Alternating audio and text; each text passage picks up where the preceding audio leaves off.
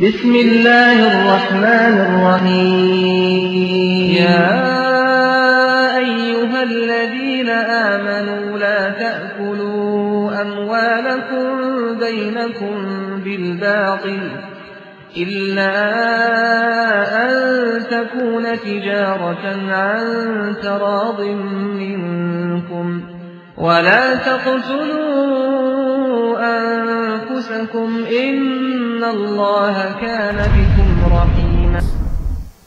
لا الہ الا اللہ کیوں پڑھ رہا ہے؟ اللہ کو راضی کرنے کے لیے. اور جو لا الہ الا اللہ بھی پڑھے اور قبروں کا طواف بھی کرے وہ اللہ کو راضی کر رہا ہے. جو لا الہ الا اللہ بھی پڑھے قبروں پہ سجدہ بھی کرے کیا وہ اللہ کو راضی کر رہا ہے؟ جو لا الہ الا اللہ بھی پڑھے اور پیر صاحب کی قبر پہ آ کر اس کے چراغوں میں تیل ڈالے، اس کے چراغ جلائے، موم بتیاں جلائے، لائٹیں لگائے، بند قبر پہ پنکھا چلائے، وہ کس کو راضی کر رہا ہے؟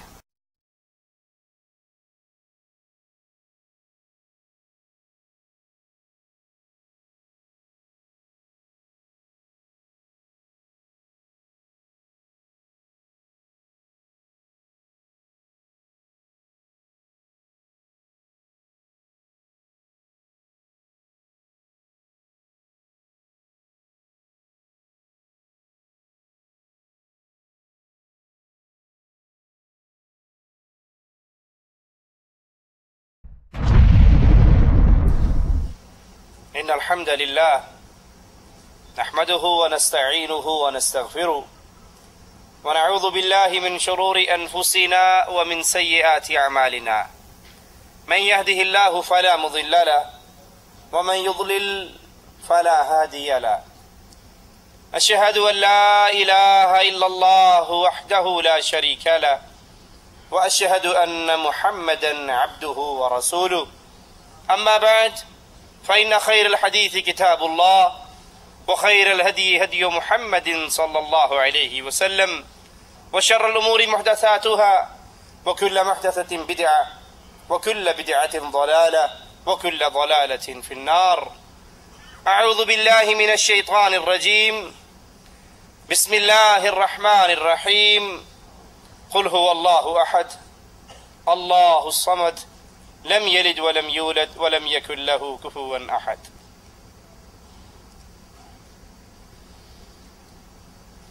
نور توحید وہ عظیم نعمت ہے جس کے نصیب میں یہ آ جائے اس کی دنیا بھی سنور جاتی ہے اور آخرت بھی سنور جاتی ہے. جس کو اللہ کی ذات کا فہم، اللہ کی ذات کا تعارف، اللہ کی وحدانیت کا عقیدہ جس کی روح اور جسم میں اتر جائے، دل و دماغ میں پختہ ہو جائے، یہ وہ خوش نصیب ہے جو اس توحید کے عقیدے کو اپنے سینے سے لگا کر جہنم کی آگ سے آزاد ہو چکا ہے. ایسے ہی خوش نصیب انسان کی آواز امام الانبیاء امام اعظم محمد کریم صلی اللہ علیہ وسلم کی سماعت سے ٹکرائی.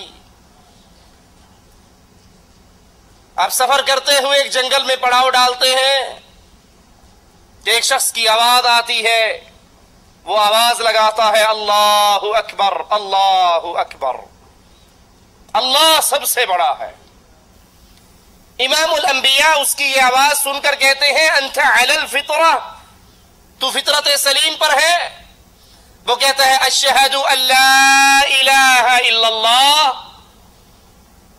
امام الانبیاء امام اعظم قائد اعظم محمد الرسول اللہ صلی اللہ علیہ وسلم فرماتے ہیں نجوت من النار.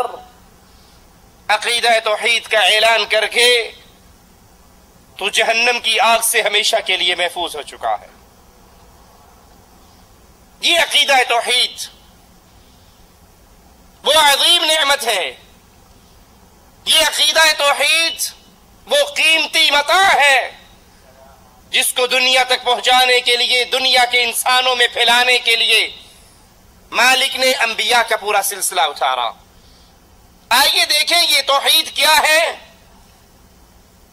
اللہ عز و جل کے تنہا لائق عبادت ہونے، عظمت و جلال اور صفات میں واحد و بے مثال ہونے، اسماء حسنہ میں منفرد کا علم رکھنے اور پختہ اعتقاد کے ساتھ اعتراف کرنے کا نام توحید ہے۔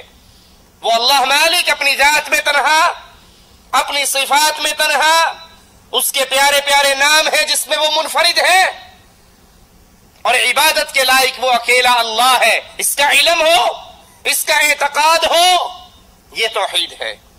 مالک فرماتا ہے وَإِلَٰهُكُمْ إِلَٰهٌ وَاحِدٌ، وَإِلَٰهُكُمْ تمہارا الہ جس کی تم عبادت کرو، معبود برحق، وہ دو نہیں ہے، وہ تین نہیں ہے، وہ پانچ نہیں ہے، الہ واحد، وہ تنہا ایک ہے، وہ اکیلا ہے، وہ یکتا ہے، اپنی ذات و صفات و عبادت میں اکیلا، یکتا، تنہا، ایک اللہ ہے۔ لا الہ الا ہو، لا الہ، اس دھرتی پہ، دھرتی کے نیچے، دھرتی کے اوپر، فضاؤں میں، آسمانوں میں، لا الہ الا ہو، اس اللہ کے علاوہ کوئی الہ نہیں ہے، کوئی ایسی ہستی نہیں، کوئی ایسی ذات نہیں جس کی عبادت کی جائے، جس کو پوجا جائے اور وہ پوجے جانے میں برحق ہو، الا ہو، سوائے ایک اللہ کے۔ اور وہ اللہ کیسا ہے؟ اس کی صفات کیا ہے؟ الرحمن الرحیم، وہ مہربان ہے، نہایت رحم کرنے والا ہے۔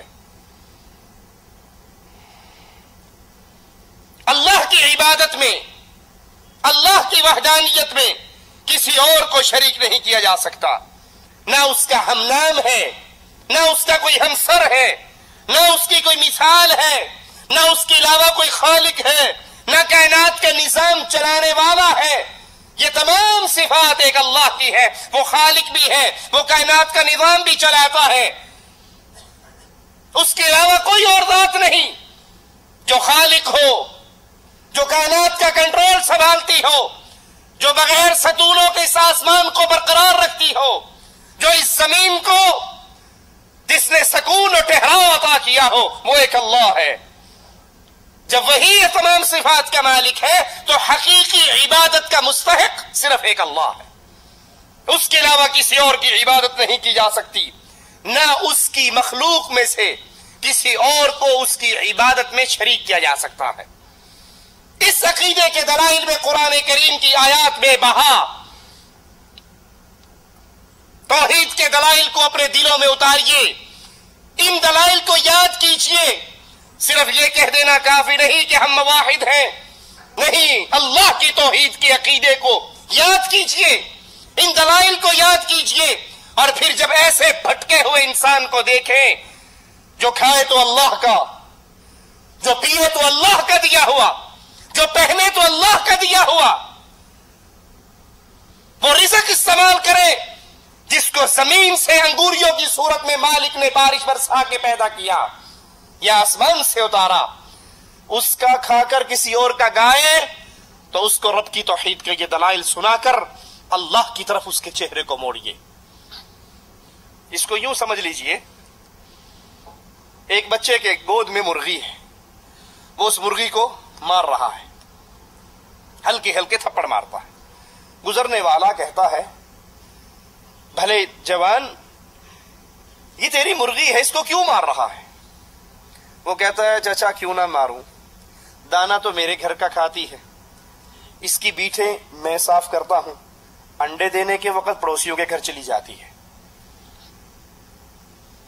غصہ زیادہ آئے گا تو ذبح کر کے گوشت ہی کھا جاؤ گے، کیا فائدہ اس کو دانے کھلانے کا، کیا فائدہ اس کی خدمت کرنے کا، کیا فائدہ اس کی بیٹھیں صاف کرنے کا؟ دانا اس گھر سے کھاتی ہے، پانی اس گھر سے کھاتی ہے، گند اس گھر والوں سے صاف کرواتی ہے، لیکن جب گانے کا وقت آتا ہے، جب انڈا دینے کا وقت آتا ہے تو پڑوسیوں کے گھر میں انڈا دے کے پھر اس گھر میں آ جاتی ہے۔ وہ کتنا بد نصیب ہے جس کو زندگی تو اللہ نے دی ہے، جسم تو اللہ نے دیا ہے، آنکھیں تو اللہ نے دی ہے، اس کو روزی عزت سب کچھ اللہ نے عطا کیا ہے، وہ کھاتا بھی اللہ کا ہے، اللہ کی عطا کردہ چھت کے نیچے سوتا ہے، اللہ کی عطا کردہ فرش کے اوپر لیٹتا ہے، सब कुछ अल्लाह का दिया हुआ इस्तेमाल करता है, लेकिन जब सजदे करने की बारी आती है तो गैरुल्लाह के सामने झुक जाता है। जब तारीफ करने का मौका आता है तो गैरुल्लाह की करता है। जब सवाल करने का वक्त आता है तो अल्लाह को छोड़कर गैरों से सवाल करता है।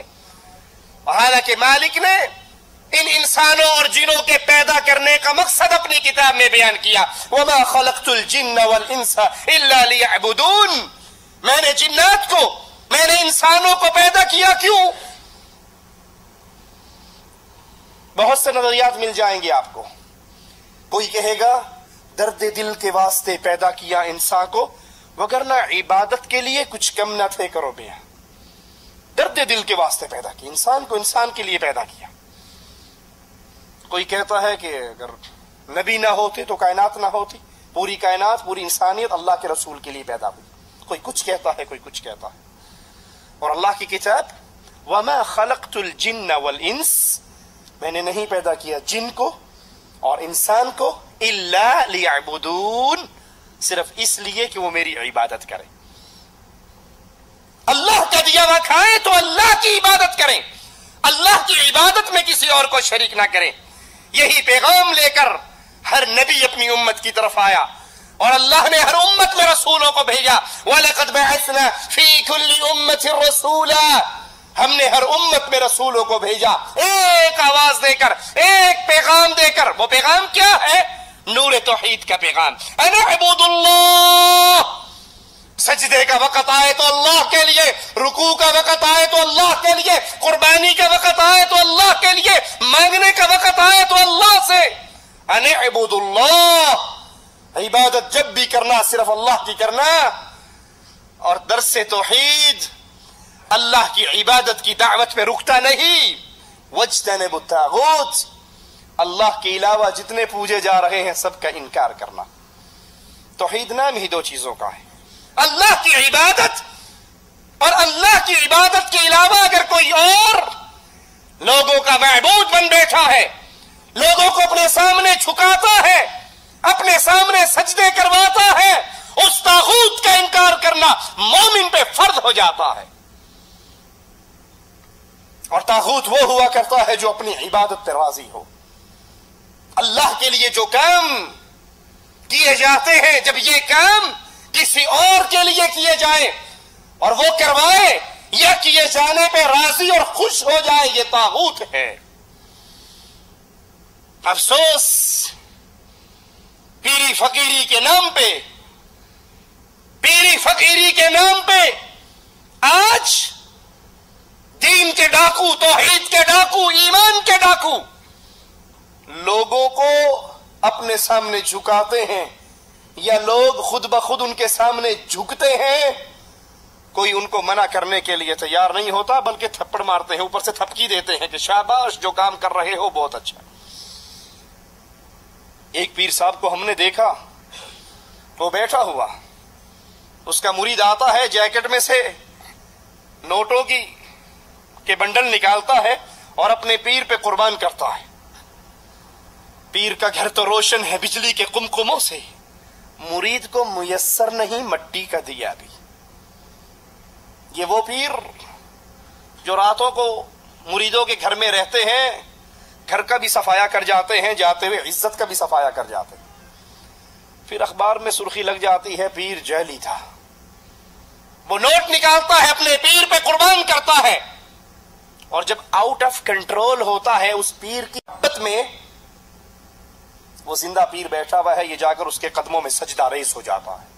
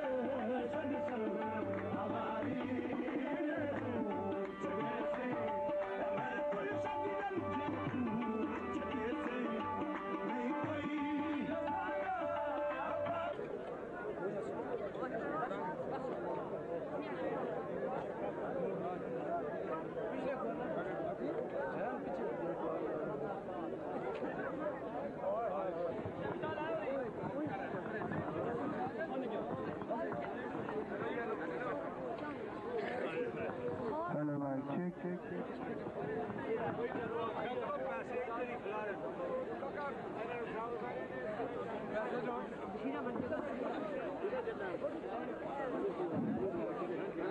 باللہ من الشیطان الرجیم بسم اللہ الرحمن الرحیم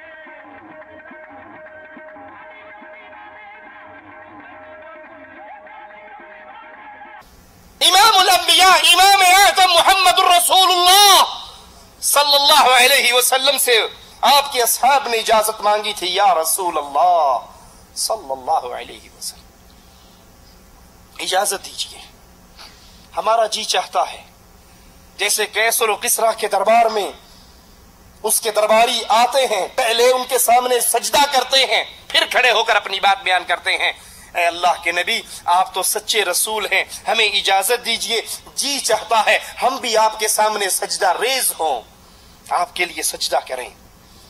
آپ نے فرمایا لوگو اگر ایک اللہ کے علاوہ کسی اور کو سجدہ کرنا جائز ہوتا، ایک اللہ کے علاوہ کسی اور کو سجدہ کرنا جائز ہوتا شریعت محمدیہ میں، تو میں بیوی کو حکم دیتا وہ اپنے خاوند کو سجدہ کرے، لیکن یہ شریعت محمد الرسول اللہ ہے صلی اللہ علیہ وسلم، اس شریعت میں سجدہ عبادت ہے جو حق ہے صرف اللہ کا، یہ سجدہ رسول اللہ کو بھی ہو سکتا،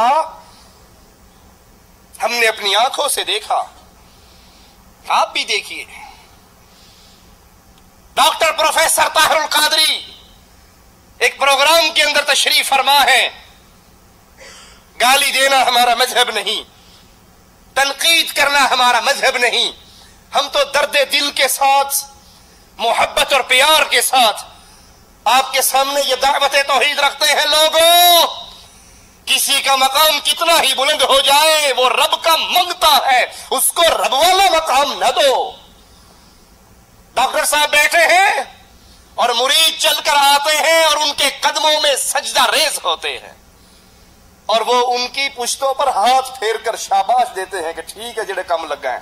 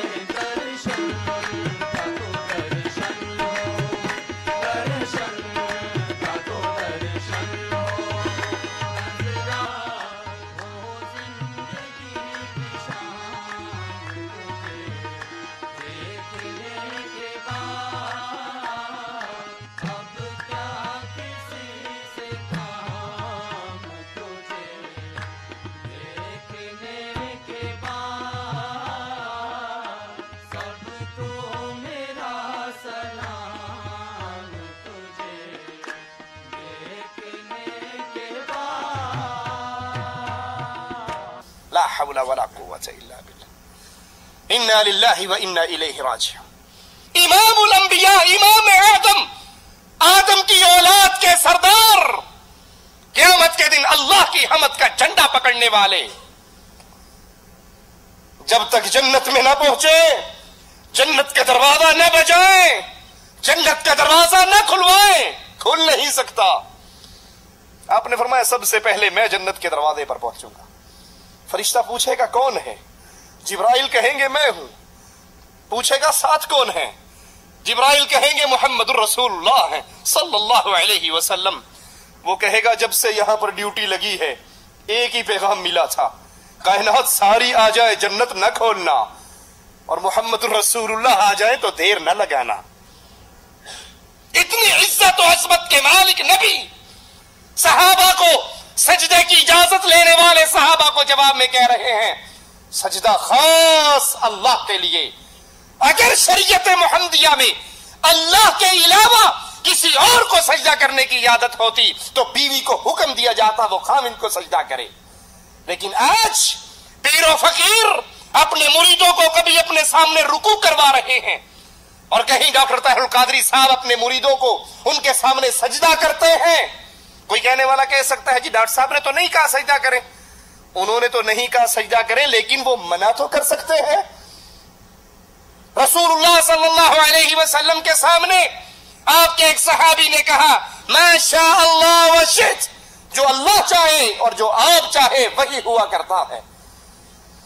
اللہ کے رسول صلی اللہ علیہ وسلم سے برداشت نہ ہوا، کہا اجعلتنی للہ ندن، تو نے مجھے اللہ کا شریک اور اللہ کے برابر کر دیا۔ قل ما شاء اللہ وحدہ، یہ نہ کہ جو اللہ چاہے اور جو رسول اللہ چاہے، بلکہ یہ کہ جو تنہا اللہ چاہے وہ ہوتا ہے، جو اللہ نہ چاہے کائنات مل کے کرنا چاہے کر سکتی۔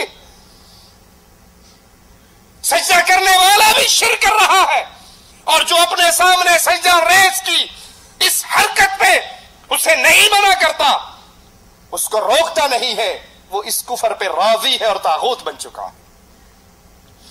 اور توحید اللہ کی عبادت اور اللہ کے علاوہ جس کی عبادت کی جائے اس کا انکار۔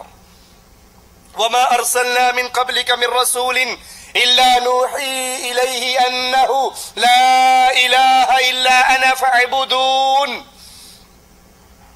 قرآن حکیم کی آیات پہ غور کیجئے، قرآن حکیم کی آیات کو یاد کیجئے، ان آیات کو عام کیجئے، اس کا پیغام لوگوں کو سنائیے۔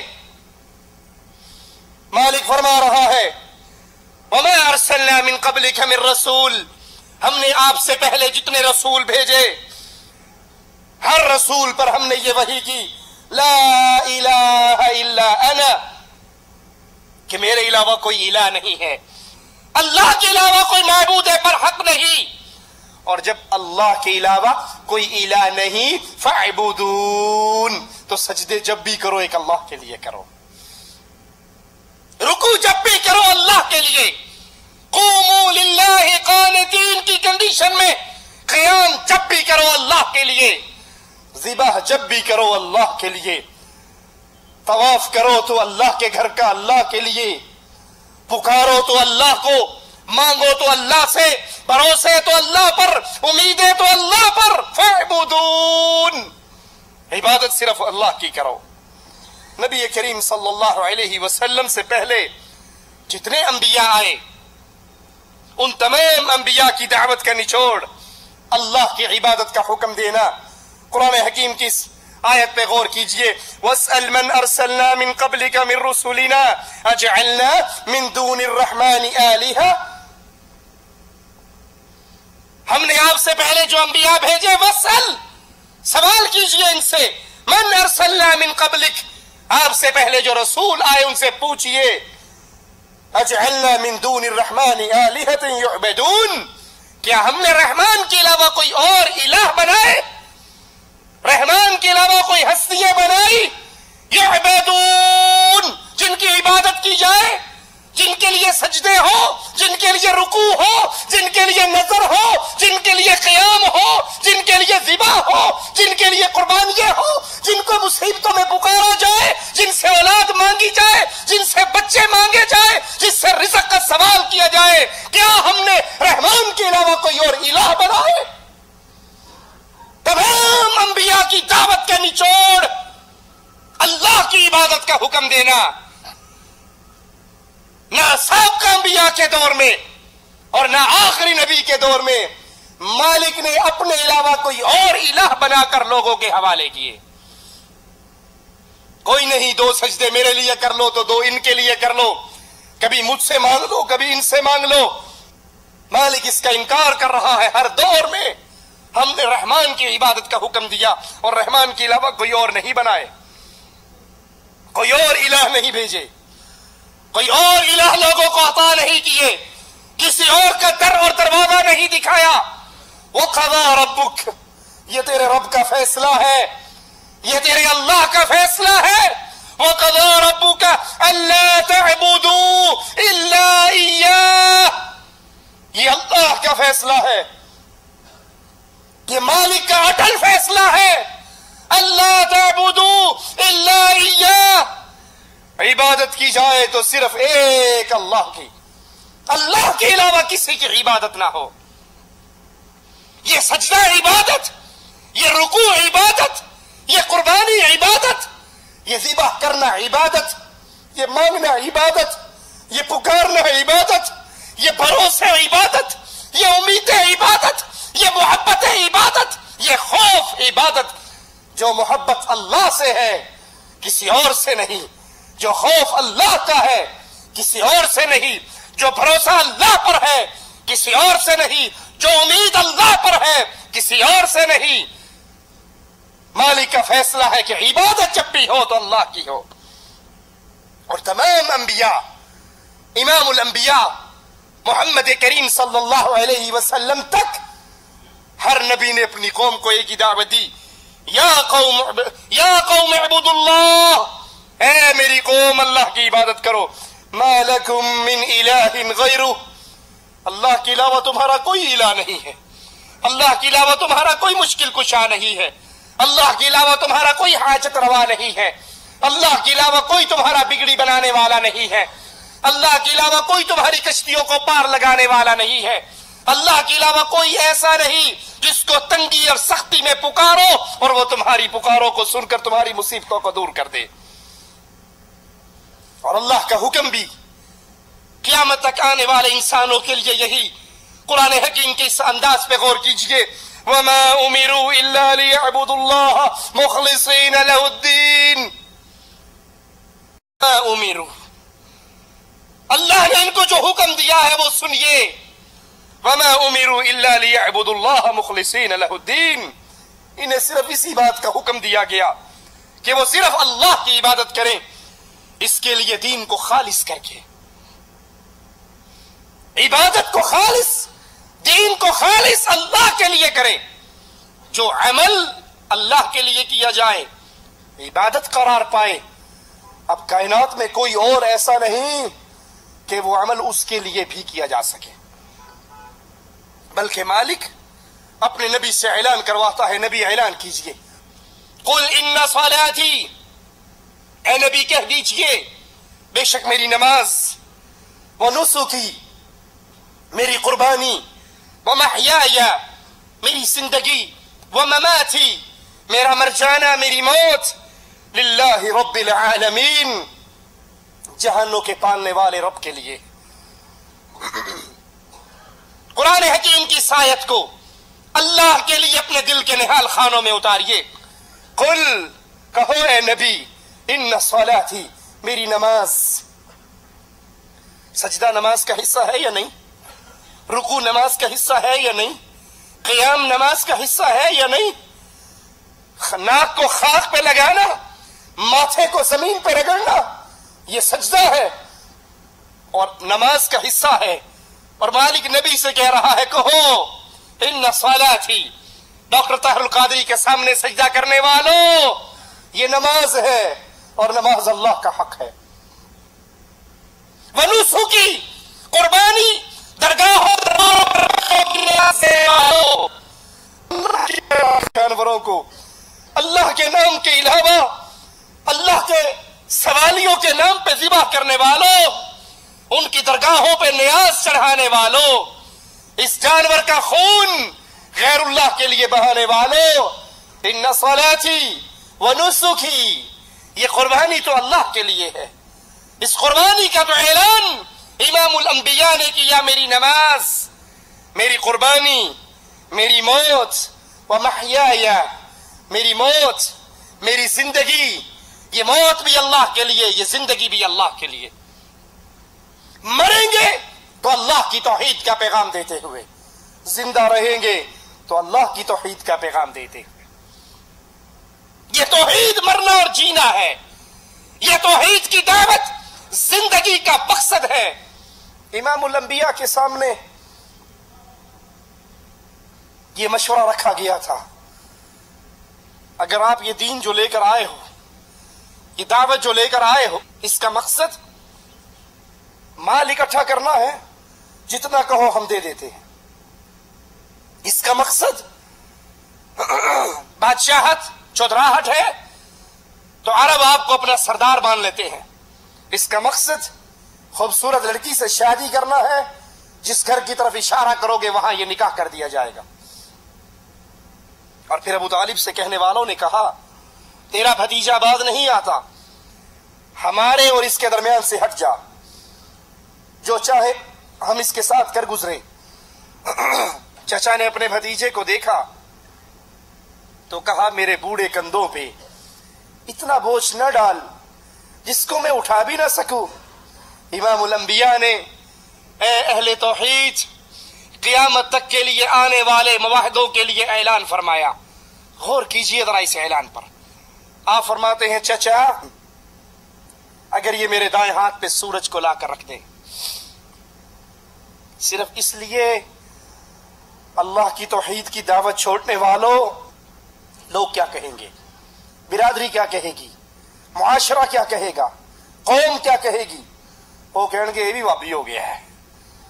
لوگوں کو پتہ لگ جائے گا کہ ہم بھی اس دین سے نکل گئے، ہم نے بھی آباء و اجداد کی باتوں کو ماننا چھوڑ دیا۔ صرف اس وجہ سے اللہ کی توحید کی دعوت کو چھوڑ دیا جاتا ہے۔ اہل شرک سے دوستی صرف اس لیے کر لی جاتی ہے، برادری کیا کہے گی؟ جی بات تو آپ کی ٹھیک ہے، میرے جو سسر صاحب تھے قبروں پہ سجدہ کرتے تھے، قبروں کا طواف کرتے تھے، غیر اللہ کو پکارتے تھے، فوت ہو گئے، مرے تو حالت شرک میں ہی، لیکن دیکھو نا مولوی صاحب اگر میں جنازہ نہ پڑھتا ان کا، پورا معاشرہ میرا بائیکاٹ کر دیتا۔ صرف اتنی سی بات پر اللہ کے دشمن سے محبت، اور اللہ کے دشمن کے جنازے میں ہم شریک ہو جاتے ہیں۔ قوم، برادری، قبیلہ یہ کیا کہے گا؟ اور امام الانبیاء، امام اعظم، قائد اعظم، میرے ماں باپ میرے نبی کے قدموں پہ قربان ہو جائیں، معاہدوں کو پیغام دے رہے ہیں۔ کہتے ہیں چچا ایک ہاتھ پہ سورج کو رکھ دیں، ایک ہاتھ پہ چاند کو رکھ دیں، یہ انہونا کام کر گزرے، محمد رب کی دعوت توحید سے پھر بھی باز نہیں آئے گا صلی اللہ علیہ وسلم۔ یہ جو چاہے کر لے، اللہ کی توحید کی دعوت میں اس سے نہیں رک سکتا۔ میرا مرنا بھی اللہ کے لیے ہے، میرا جینا بھی اللہ کے لیے ہے، میری نماز بھی اللہ کے لیے اور میری قربانی بھی اللہ کے لیے۔ بخاری و مسلم میں ہے، امام الانبیاء امام اعظم محمد الرسول اللہ صلی اللہ علیہ وسلم سیدنا معاذ سے پوچھتے ہیں، یا معاذ هل تدری ما حق اللہ علی عبادی؟ فجر کی نماز پہ نہ اٹھا، پوچھا جی آپ مسجد میں نظر نہیں آئے؟ جی مولوی صاحب نماز دی گل تے ٹھیک ہے، پر ویکھو نا راتی 12 بجے ڈیوٹی تو فارغ ہو کے آئی ہے، ماں باپ کا حق ہے، بیوی بچوں کا حق ہے، ان کا پیٹ پالنا بھی عبادت ہے۔ اب ان کا حق ادا کریں یا تسی تو ہوئے جو مولوی، تو ان تے کام ہی اور کوئی نہیں، سان تے بڑے رولے نے۔ میرے 10 بھائی ہیں، بوڑھے ماں باپ ہیں، ان کا پیٹ پالنا ہے، باپ کا حق، ماں کا حق، بیوی کا حق، بچوں کا حق، یہ سارے حق ہمیں یاد رکھتے۔ اور امام الانبیاء اپنے صحابی سے سب سے بڑا حق پوچھتے ہیں، اے معاذ جانتے ہو ما حق اللہ علی عبادہ، اللہ کا اس کے بندوں پر کیا حق ہے؟ بیوی کا حق تو یاد رہا، باپ کا حق تو یاد رہا، ماں کا حق تو یاد رہا، اولاد کا حق تو یاد رہا، جس نے پیدا کیا اس کے حق کو بھول گئے؟ کہا اللہ و رسولہ اعلم، اللہ جانے یا اس کا رسول کا حق اللہ علی عبادہ، اللہ کا اس کے بندوں پر یہ حق ہے کہ عبادت صرف اللہ کی کرے، سجدہ صرف اللہ کو کرے، رکوع صرف اللہ کے لیے ہو، قربانی صرف اللہ کے لیے ہو۔ جو عمل عبادت قرار پاتا ہے اس میں غیر اللہ کو شریک نہیں کیا جا سکتا۔ اور اے معاذ، کیا جانتے ہو جو بندہ اس حق کو پورا کر دے، جو بندہ اس اللہ کے حق کو ادا کر دے، پھر اس بندے کا اللہ پر اس کی رحمت سے کیا حق بن جاتا ہے؟ کہا اللہ جانے یا اپنے رسول کو وحی کر کے بتا دے، ہم نہیں جانتے۔ کہا جو بندہ اللہ کے اس حق کو ادا کرتا ہے، پھر اللہ پر اس بندے کا یہ حق بن جاتا ہے کہ اللہ ایسے بندے کو جہنم کی آگ نہیں لگنے دیتا۔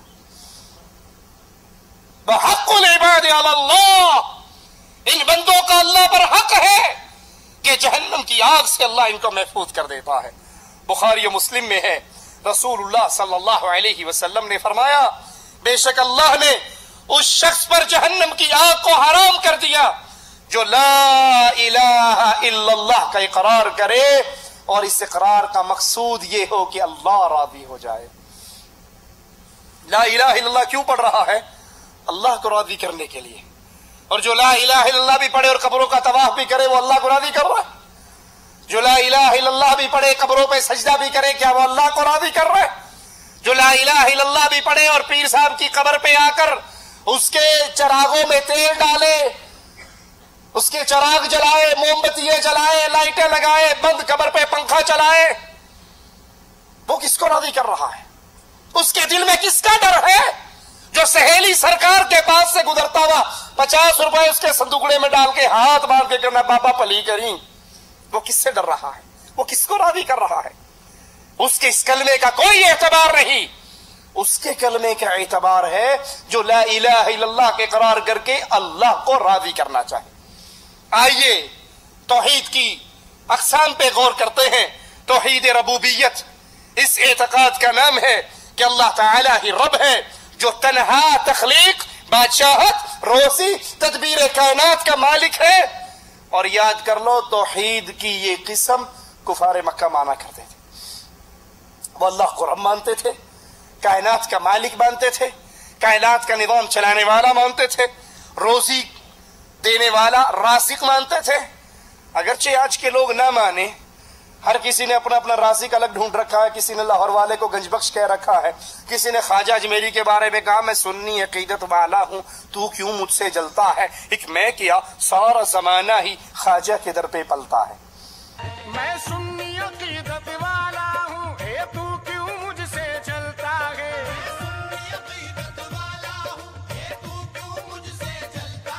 ایک میں کیا سارا زمانہ بھی میرے خواجہ کے در پہ پلتا ہے، یہاں خواجہ کا سکہ چلتا ہے، خواجہ کا سکہ چلتا ہے۔ کفار مکہ کہا کرتے تھے کہ اللہ خالق رازق، اللہ رزق دیتا ہے۔ آج کا کلمہ پڑھنے والا کہتا ہے خواجہ نہ دے گا تو پھر کون دے گا؟ لا حول ولا قوت الا باللہ۔ اس توحید کو مان کر کفار مکہ پھر بھی کافر تھے، کفار مکہ پھر بھی مشرک تھے۔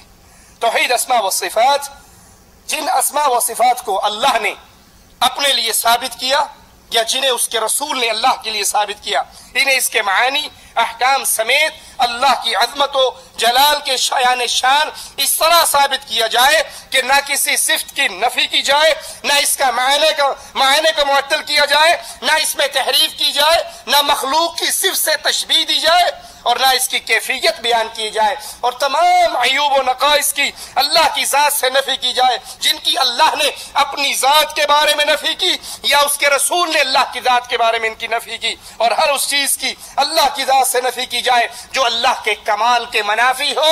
یہ توحید اسماء و صفات ہے۔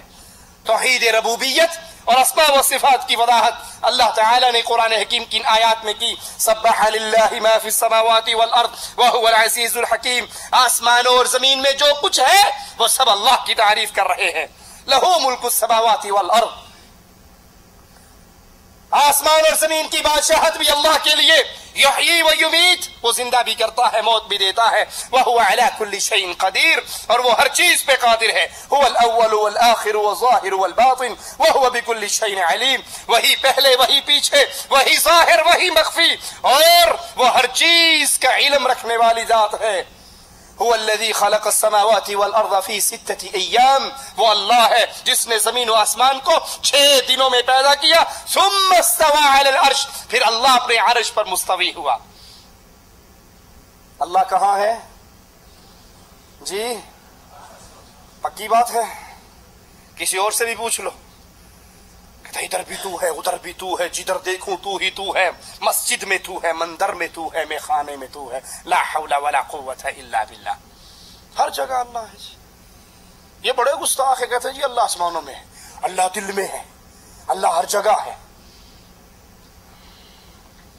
اگر اللہ ہر جگہ ہے، دعا مانگتے ہوئے ہاتھ کیسے اٹھاتے ہو؟ اٹھائیے جی، ہاتھ اٹھائیے. کیسے اٹھائیں گے؟ یہ کہاں اٹھے ہوئے ہیں؟ آسمان کی طرف. اللہ ہر جگہ ہے تو کبھی کسی نے یوں بھی ہاتھ اٹھائے؟ یوں اٹھائے؟ یوں اٹھائے؟ ہر جگہ جو ہے نا، ادھر بھی ہے، دے دے اللہ، دے دے اللہ، دے دے اللہ. یہ خالی ہاتھ ہمیشہ اوپر کیوں اٹھتے ہیں؟ کہ فطرت سلیم آواز لگا رہی ہے، ان خالی ہاتھوں کو بھرنے والا اپنے عرش پر ہے، مصیبتوں کو دور کرنے والا اپنے. مصیبت دکھ غم جب آتا ہے تو انسان کی نظریں کہاں اٹھتی ہیں؟ اللہ. بے اختیار، بے اختیار منہ اوپر کو جاتا ہے، بے اختیار نظریں آسمان سے ٹکراتی ہیں. کیوں؟ اللہ کا علم، اللہ کی قدرت، اللہ کا کنٹرول ہر وقت ہر چیز کو